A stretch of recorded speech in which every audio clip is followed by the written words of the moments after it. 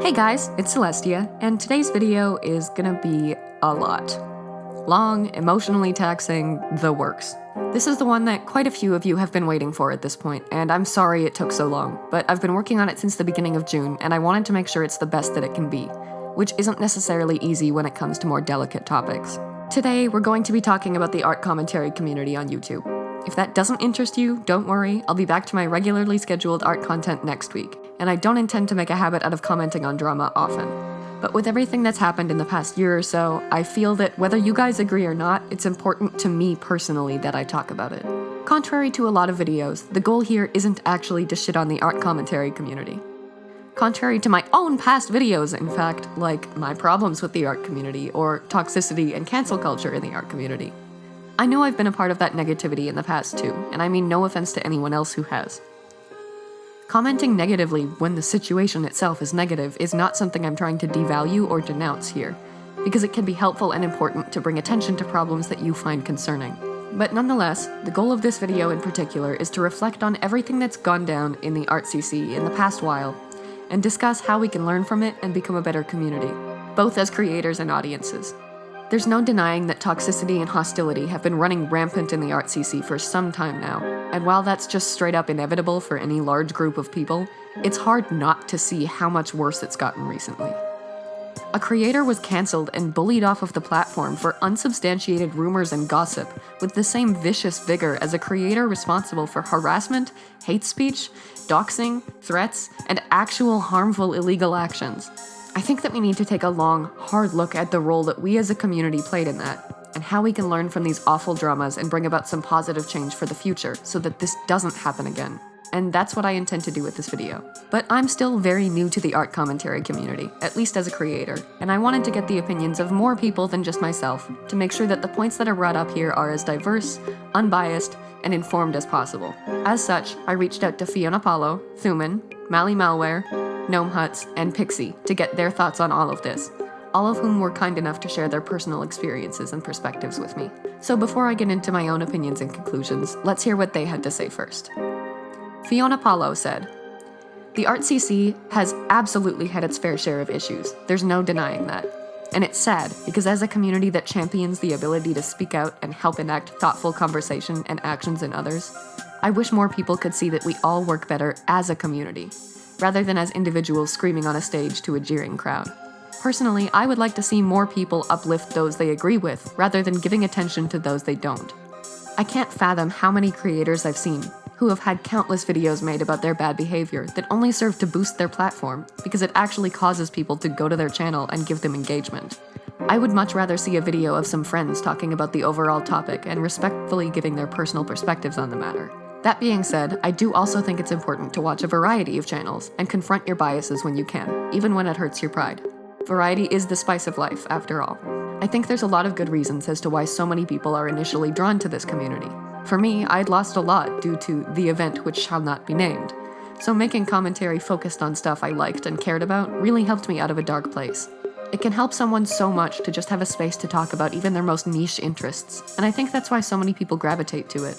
Obviously, there are also those who use their platforms to spread awareness about serious topics as well, and that's great. But please take care of how much of that stuff you're watching and who from, as it can seriously impact your mental state, even unconsciously. People need to be kinder to both themselves and others. Viewers should hold back from being too personal with their favorite creators and demanding certain expectations to be met. And creators should be free to come and go as they please and not feel obligated to be open with absolutely everyone. I've seen so many people feel like they need to keep up the grind even when they're clearly overwhelmed, unhappy, or generally in a bad place.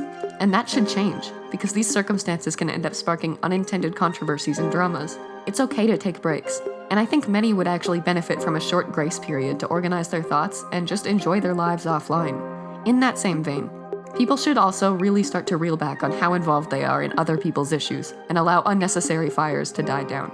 I just want those I enjoy watching to talk about the topics they love again, without feeling such an immense pressure to get ahead. All good things come with time. Next, before I read Thumin's statement, I want to make it abundantly clear that she wrote this statement significantly before the Creepshow art situation unfolded, and it is in no way related to it. Anyway, Thumin said, "I think the ArtCC has many flaws, but the worst one is this trend of dogpiling on creators. We as a collective need to recognize that we can hold creators accountable for their actions without personally attacking them or spreading misinformation. Constructive criticism goes a long way, and works 10 times better than just hurling insults at a creator. I also think having critical thinking is very important. Don't just go with what the mob or your fave is saying without doing your own research and coming to your own conclusions. There are always two sides to every story, and the truth usually falls somewhere in the middle, so having nuance in each drama/situation is imperative. Another note I'd like to add as a Black creator is that I have noticed the ArtCC is very tone deaf when it comes to racial issues, which tends to lead to some very questionable behaviors from some creators. I think we need to recognize this too, and work on fixing it so that this community can become a better place for BIPOC creators and everyone else alike. Drama can be so draining, and honestly, most of it is kind of pointless in the grand scheme of things, so rather than falling into the cycle of it all, it would be better to just focus on your own content and steer away from pointless nitpicking of other creators. Of course, I think we should criticize those that legitimately messed up, but half of the drama I see nowadays is nitpicky and totally pointless. Let's save the callouts for those who actually messed up, rather than making a 2-hour video on someone you had a disagreement with on Twitter or Discord. I know these are pretty vague suggestions, but to be honest, I don't really know what could make this community better. Most of the viewers are amazing, and the creators I personally watch are pretty amazing too. So since this is such a vast place, I'm sure everyone can find their corner in it and coexist somehow. But what do I know? Next, Gnomehuts said, I think that the art commentary community has a lot of really great potential, though there are a few glaring issues with it. Of course, no community is perfect. But I think that it's important for creators, especially the ones that are really big and the ones that are really small, to really slow down and consider the things they're talking about. Is it important? Can I provide something unique to the information that's out there? Is this old news? The last question specifically is really important. If drama is 3 to 4 years old and not a persistent problem, is it useful or important to talk about it? Obviously there are special cases, but for the most part, people change a lot in 4 years. I think another really important thing is that the creators of the community really need to separate themselves from the drama. What I mean by that is taking breaks. If a topic is overwhelming, breaks should be had. It'll help keep your mind out of a toxic/harmful state and allow you to think clearly. And finally, I think that the ArtCC has a huge problem with leeching off content and ignoring smaller issues. If you find something that you think nobody's talked about and you think it's important to talk about it, disregard views or money and talk about it. All it takes is one person to get a conversation going.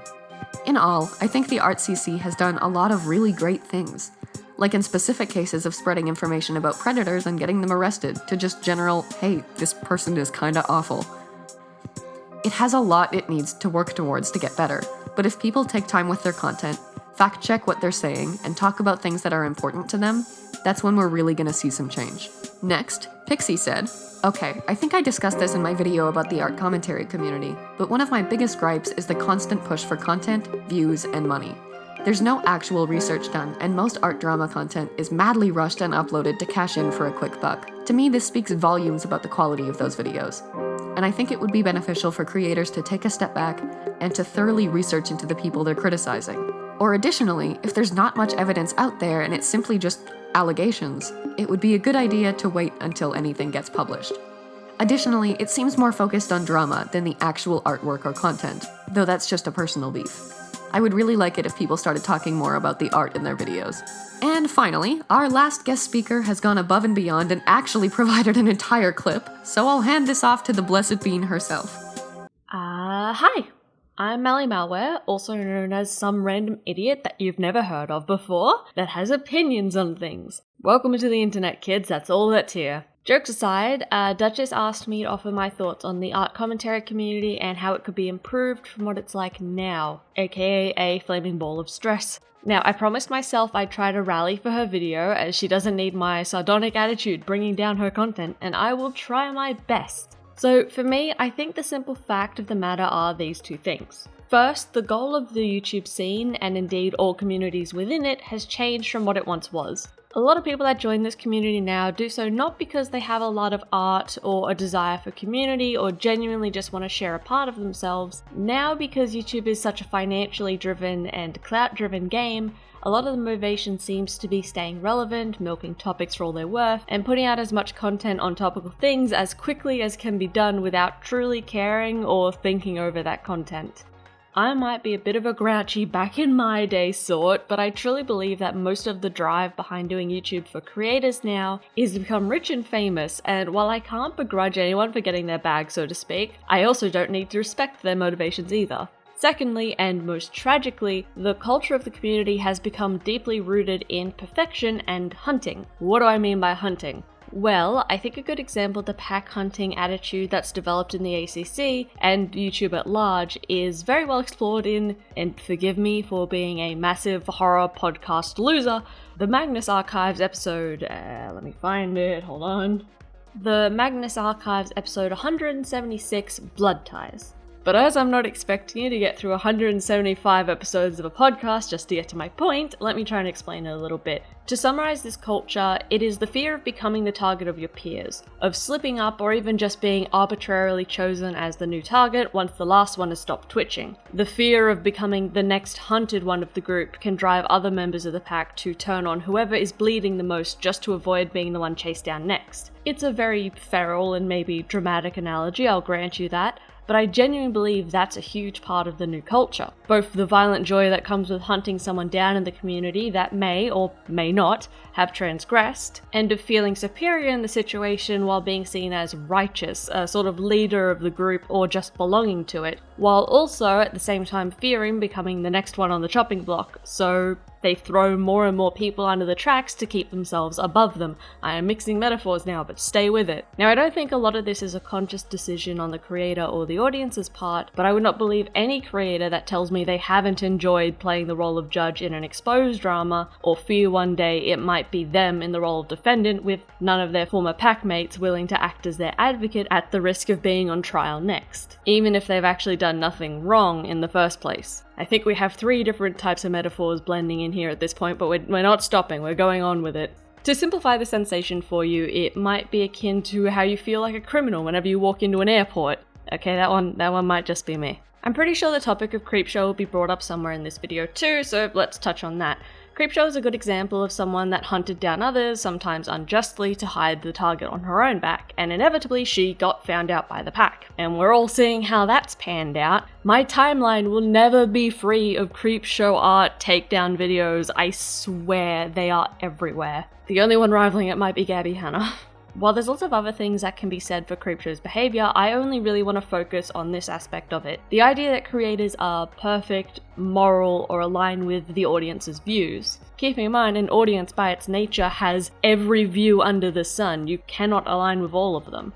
Creepshow built an image for herself on being the moral arbiter of many, many things, and when it came out she was a hypocrite, it destroyed her. Simple as that. Even if she hadn't been exposed for the more fucked up behaviors, the fact that she made a perfect persona for herself only to be proven a hypocrite is what truly undid her to me. And because so many creators fear that they might be the next target, there's this incentive to be correct and right in every situation, which leads a lot of creators to be unable to admit fault. They refuse to own up for the things they do, or just be honest with themselves. And frankly, that is their problem. It'll only hurt them when the act slips up for a second and the audience sees that they're just a person underneath.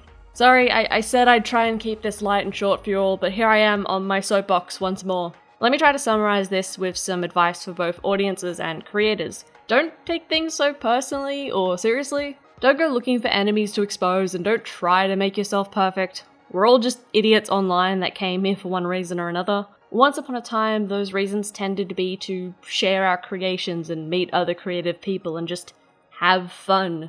And I don't feel like many people are having fun anymore. So, to oversimplify the situation to hell and back, try to remember what it was you loved about art or commentary in the first place. Anyways, I have taken up more than enough of your time. Thank you again, Duchess, for reaching out and being so patient with me during all of this. I had to get all my thoughts in order, and my head is empty half the time, so you can imagine the struggle. With that, I am out. Take care of yourselves, my guys, and show Duchess some love. Alright, I know that was a lot, but we're gonna unpack it and summarize it in a second here. First though, I just wanted to quickly thank all of the creators for taking the time to share their thoughts and opinions with me for this video. Everyone made a lot of great points and shared some really helpful insights, and it helped me take more aspects into consideration than I would have thought about otherwise. But let's talk about those thoughts and insights a little more, and use the common themes and points amongst all or most of the statements to summarize the more pressing problems within the art commentary community. and then I'll add some thoughts of my own and come to some conclusions about how these problems can be addressed to make the community a more positive place. So, the first problem the majority of people mentioned was cancel culture in the community, and a failure to differentiate between holding a creator accountable and canceling them altogether. It's been abundantly clear throughout the recent dramas that the art commentary community, like most communities, has pretty severely blurred the line between constructive criticism and personal attacks, as well as the line between a creator's personal issues and genuinely harmful actions that warrant deplatforming. It's one thing to demand change from a creator who has done something bad and show them how they can do better, or to deplatform someone who has done something heinous enough to warrant them not getting that chance. It's another thing altogether to dogpile on a creator for gossip and rumors of behavior of theirs that is, at worst, slightly objectionable because you personally disagree with them, or what they may or may not have done. And that brings me to one of the most prominent, significant ways that I think the Art CC can grow from this and become better. We, both as creators and viewers, need to start being more conscious of ourselves and our motivations before acting on our reactions and impulses. I understand how it can feel to hear that someone you looked up to did something that personally offends you, but before we start jumping on the dogpiling, canceling bandwagon, I think it's more important now than ever to make sure we think about the situation objectively before rage tweeting or blocking or harassing or attacking. If the creator did something that bothers you personally but isn't morally reprehensible or harmful to the community, you are welcome and encouraged to stop supporting them and remove them from your life. But you being upset about it because of your own individual beliefs does not mean that that creator deserves to be cancelled.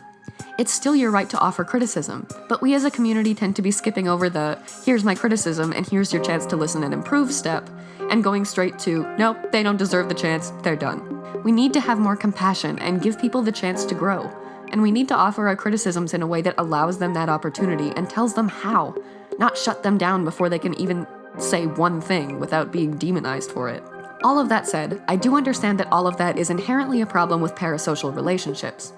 We as viewers tend to view and judge creators as if they're expected to be perfect, because as Mal explained perfectly with the Creepshow art situation, that's the image that creators tend to create for themselves, and we tend to look up to those people as our idols or icons or inspirations based on that image, which usually ends up creating some sort of one-sided personal connection between us and those creators. But we don't have a personal relationship with these creators, and the way they portray themselves in videos or on social media isn't and can't be the entirety of who they really are as people, nor should that be the expectation of them. But because we do tend to feel that personal connection, often pretty strongly, it can feel like a personal betrayal when that creator does something you disagree with, and that can lead you to react emotionally and irrationally, with the anger one might feel towards a close friend that hurt you. But the expectations we have for our friends and the expectations we have for entertainers or public figures should be separate.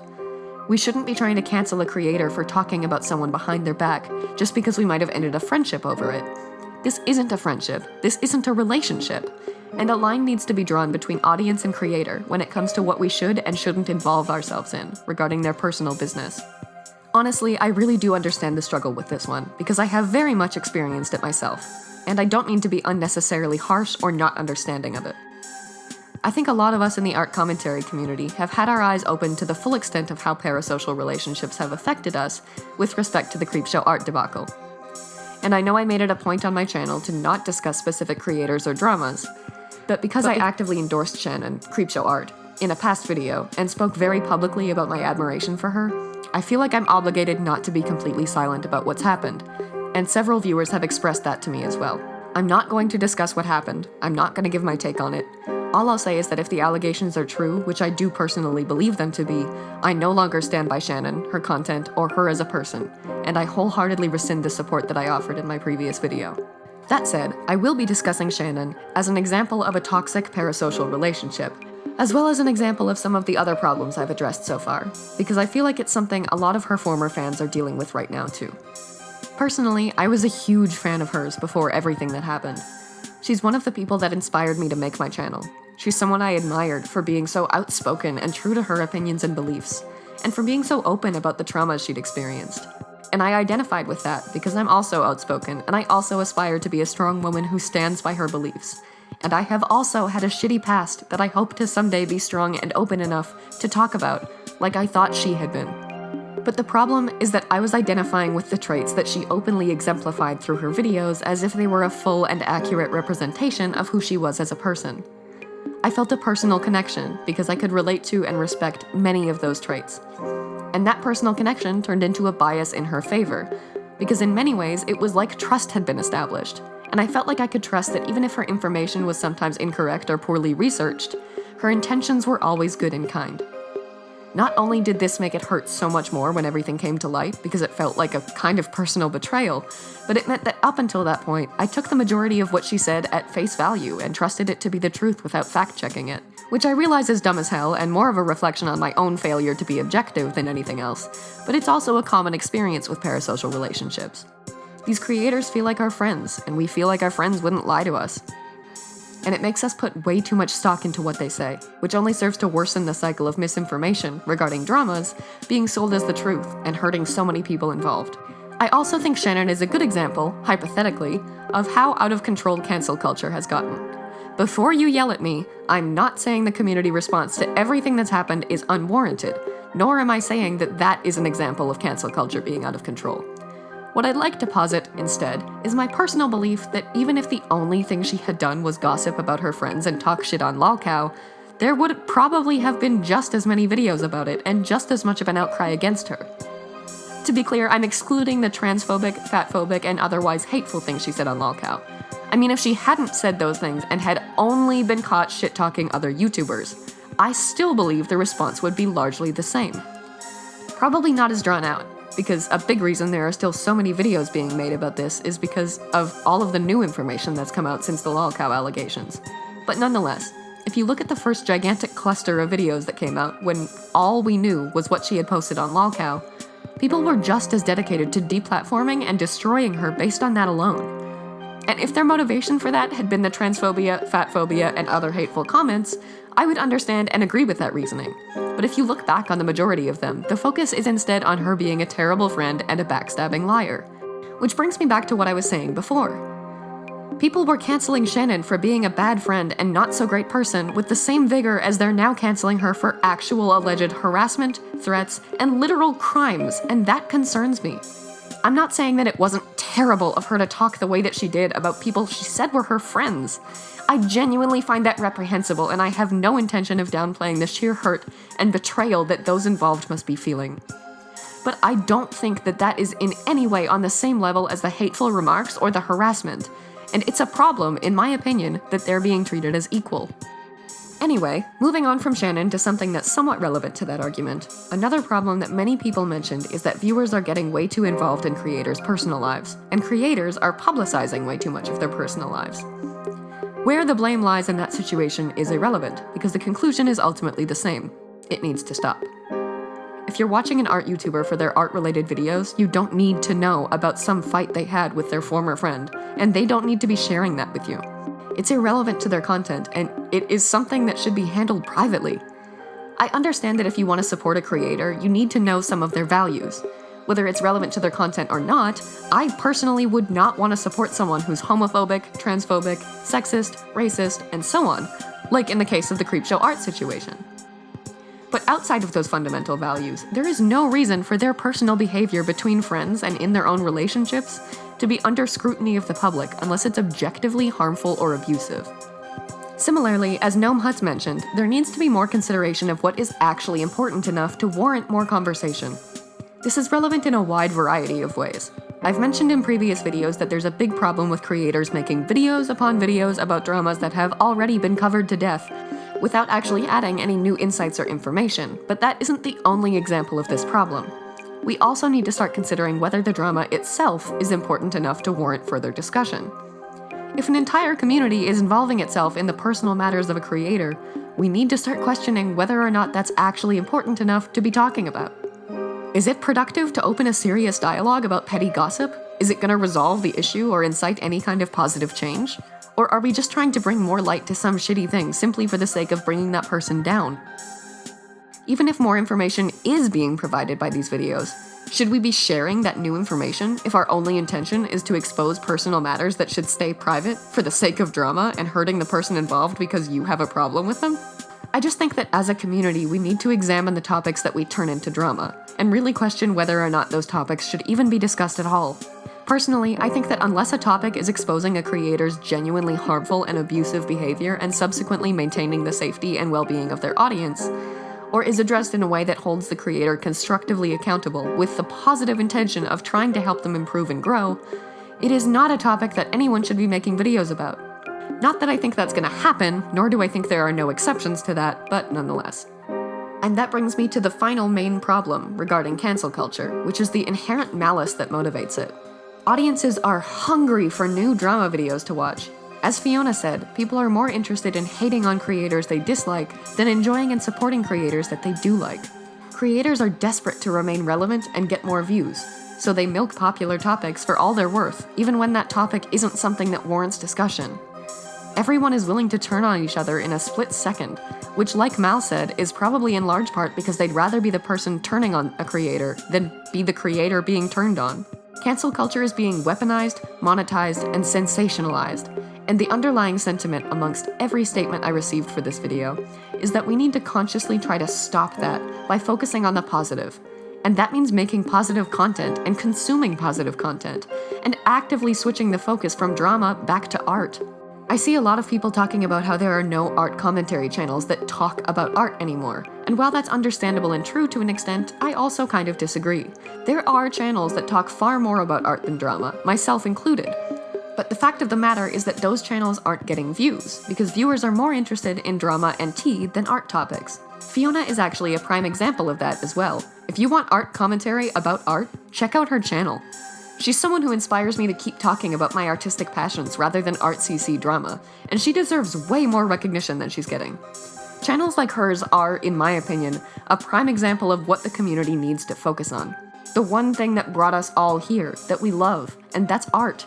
Under all the disagreements and arguments and gossip, we're all just artists who love what we create and want to create it with a community of other people just as passionate about it as we are. And I think that's a beautiful thing that should be focused on so much more than it is. What I want more than anything is for this community to be a safe place where artists can express and share their creativity, and I truly believe that we can make that happen. Another important issue that several people mentioned is that because of the pressure for creators to talk about every single scandal as quickly as possible, many are making videos that are poorly researched, impulsive, emotional, reactionary, and not based on facts. I've talked about this before, so I won't go into it much, but obviously this is also something that needs to be worked on. Creators need to treat issues with the meticulousness and care that they deserve, and be responsible enough to extensively research what they're discussing if they're going to discuss it. The more cancel culture progresses, the more we as a community come to dismiss the human consequence of being canceled.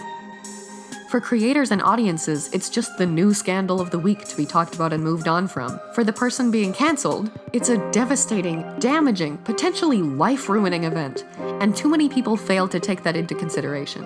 When poorly researched videos come out that spread misinformation or unsubstantiated rumors as if they're definite, undeniable truth, there's not a huge consequence to the creators who make the videos, but the fallout for the person they're talking about can be immense. Finally, the last issue that Thumin in particular brought up in her statement is one that I don't want to discuss in depth, but it's not because it's not severe. And it's the racism that's become evidently prevalent in the art commentary community. The reason that I don't want to talk about this too much, despite it being the biggest problem of any that I've mentioned so far, is that I'm white. And I feel like a big problem in this regard is that white creators are constantly speaking over black creators about these issues. I saw more videos about Thumin's situation from white creators than I saw from Thumin herself. I saw Creepshow Art talk about Kai and Omnia's experiences with racism without their permission, as if those experiences were hers to share, only to misrepresent them and use them as ammunition against someone else. White creators, in my opinion, are not being the best allies we can be by telling the stories of black creators that have already told them and speaking over them. So with that in mind, please look at the cards above to find Thumin's videos discussing her experiences with racism in this community, and spread awareness about the mistreatment that she and others are suffering at the hands of ignorant, hateful people. So, all that in mind, looking back over everything that's happened and everything we've discussed here, how do we do better? I know I mentioned potential solutions for particular problems as I addressed them, but the larger, overarching theme here is one that I want to reiterate as much as possible as I get to the conclusion here. As a community, what we need to take away from this more than anything, in my opinion, is positivity. We need to start making and consuming content that makes us happy. content about the art that we all love and enjoy and share, and stop focusing so much on content that's based so heavily in negativity and hate. I can't say it any better than Fiona did. I would like to see more people uplift those they agree with, rather than giving attention to those they don't. Creators and viewers alike have an opportunity here to use the eye-opening events of the past while to make this community a safer, happier place again. A place where we can do what I think most of us, if not all of us, wanted in the first place, which was to share our passion for a thing we love. I'm not saying serious issues shouldn't be addressed when they happen. Creepshow art is an excellent example of someone whose actions 100% completely warranted discussion. The community deserved to know what kind of things she was doing, and it would have been a disservice to the well-being of the art CC to not talk about it. Life is full of just as many negatives as positives, and I'm not suggesting that creators only talk about happy, positive topics even when bad things are happening that are relevant, important, and should be talked about. What I am saying is that when these issues are addressed, they should be addressed in good faith. You can talk about something negative while coming from a positive place. You can make a video exposing someone's serious faults and harmful actions positively, so long as your intention in making it is either to 1. Objectively warn the community about a creator that has done something so reprehensible that they truly deserve to be deplatformed, or 2. Address an issue with a creator's behavior in a way that allows them a chance to use that criticism to change that behavior. The goal here isn't to just ignore the bad things in the community, it's to approach the bad things with good intentions.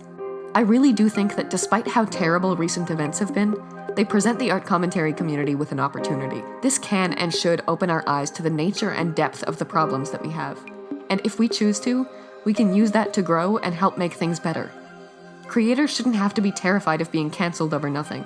Viewers and creators alike shouldn't have to drown in negativity, hate, racism, misinformation, rumors, and slander when they're just trying to find the truth of what's happening, or even just vaguely browse the art CC at all. Everyone deserves to be able to enjoy art with each other without feeling unsafe or miserable, and I truly believe that we have a chance here to make steps towards making that happen if enough of us are willing to try. Just be kind, either with the content you create or the content you consume, whenever you possibly can. I don't want to live in a world where the response to someone making a mistake, assuming that mistake isn't abusive or criminal, is met with harassment and shunning and a guilty verdict from the jury of the internet without any trial or chance for change. I want people who make mistakes to be able to grow from them and be better, and that's the sentiment I'll leave you with. Thank you for listening to today's video, and I hope it achieves what I want it to, which is to do exactly what I'm asking of everyone else. Approach negativity with positivity. Things can be better. We can make things better. So let's do it.